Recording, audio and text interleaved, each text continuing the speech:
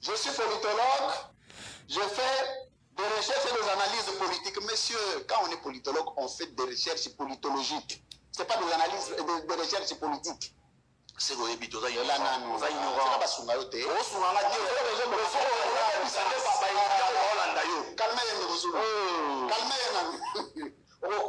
À l'objet, je fais des recherches et des analyses politiques. Même un maçon a l'analyse politique. Même un menuisier a l'analyse politique. Ce n'est pas réservé aux politologues. Les politologues font des recherches politologiques. Donc il faut corriger ça et retirer. Par respect.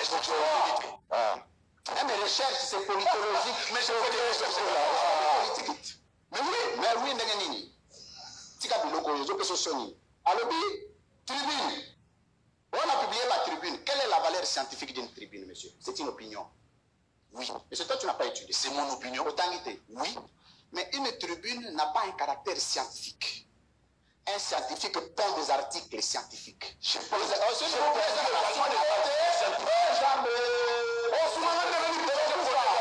calme-toi. Calme-toi. Voilà. Je suis en train de dire que c'est un débat scientifique.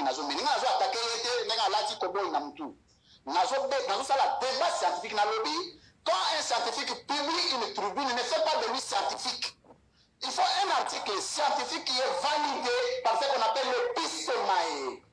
La science, la scientificité des sciences. Ceux qui acceptent ce qui est scientifique ou non. Il faut monter un certain niveau. Il faut monter quand même. Ce n'est pas là-bas à l'île de pêche. Il faut monter, cher ami. Ce qu'on appelle le pacte des principes n'a pas de valeur sur le plan du droit et des relations internationales qui régissent les coopérations des États et des organisations internationales. Et ça n'a valeur. Induire un président public en erreur, ça c'est de l'analphabétisme juridique international. Jamais dans le monde, on appelle ça le base juridique international. Dans la nomenclature, dans la typologie, il y a la base juridique internationale, tous en a traité, tous en accord, tous en a statut, tous en a, il y en a, ils sont belés. Pacte des principes exacts. Donc si un président qui est une institution prend la parole pour inventer ce qui n'existe pas, et après si ils ne savent pas que c'est chose de monstruosité, il s'agit d'un État. Et l'État, ils n'ont pas de principe, n'a pas de règles. On organise l'État. L'État, c'est les marathons, ça, ils étaient de créer un concept. La Convention de Vienne, en son article 2, déjà Convention de Vienne, éviter Convention de Vienne les amis. Convention de Vienne est définir par modalité. Et ça, la différence entre un accord et un traité.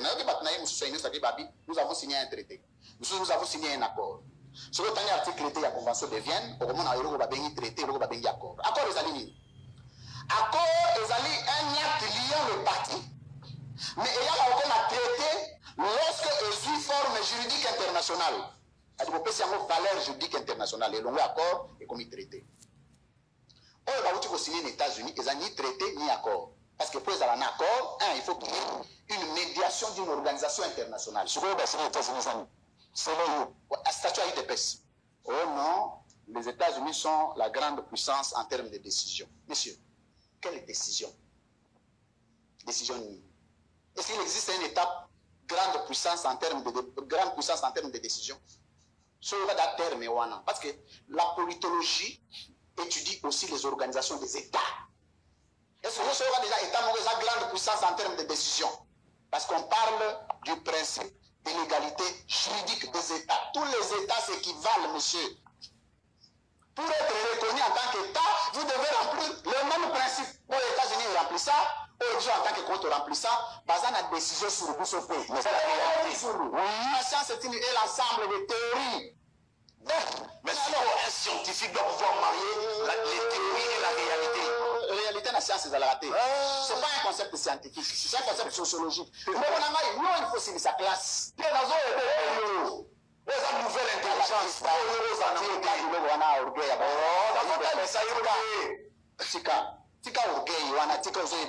Si ça s'attaque à moi, je... Alors, grande puissance, non.